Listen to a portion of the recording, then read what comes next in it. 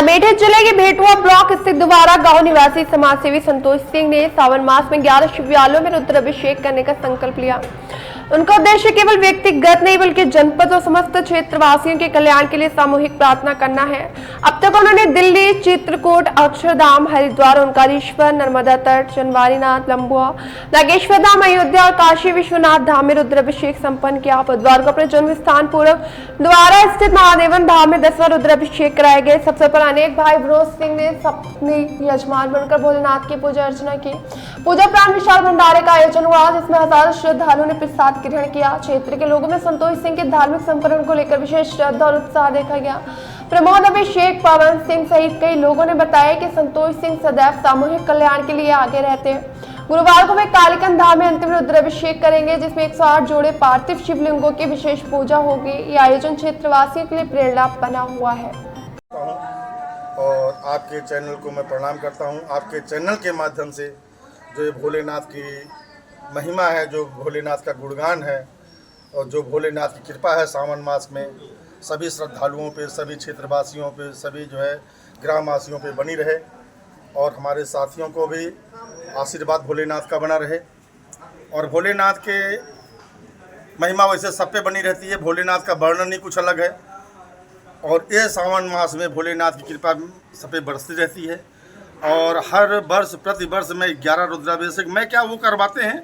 और हम समझते हैं कि इसी में कांवड़ की भी यात्रा निकलती है।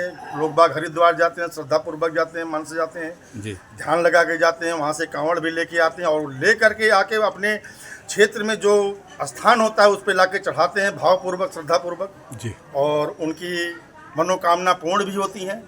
और ऐसे हमने भी कई सालों से 22वां साल है, 22 साल से हमने रुद्राभिषेक का कार्यक्रम चला रहे हैं और 22 वर्ष हो गया। गत वर्ष 22 सालों से आज दिन तक कोई विराम नहीं लगा है और भोलेनाथ की कृपा बनी हुई है। इस बार भी हमने 11 स्थानों पे, 11 जगह पे हमने रुद्राभिषेक कराया है।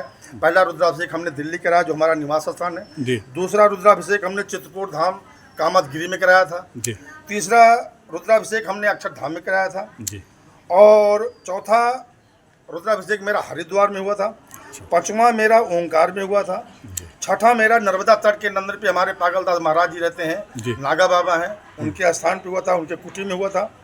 और 7वां जो हुआ था बनवारी लंबुआ में हुआ था और 8वां मेरा नागेश्वर हुआ था।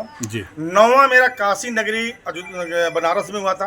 काशी नगरी का एक अलग ही महत्व है, वहाँ पर आनंद गुरु जी हैं जो आनंद गुरु के माध्यम से मेरा वहाँ पर रुद्राभिषेक हुआ और काशी नगरी एक अलग ही महत्व है। काशी नगरी इसलिए महत्व है कि वो पृथ्वी से अलग है, पृथ्वी से अलग है और भोलेनाथ के त्रिशूल पे काशी नगरी टिकी हुई है। बहुत आदमी को कम ज्ञान है लेकिन वो हमारे भूमंडल से अलग है, पृथ्वी से अलग है जो त्रिशूल पे विराजमान है। और इसीलिए वहाँ पर लिखा गया है विश्वनाथ मम नाथ पुरारी त्रिभुवन महिमा विदित तुम्हारी। एक गाना भी आया है कि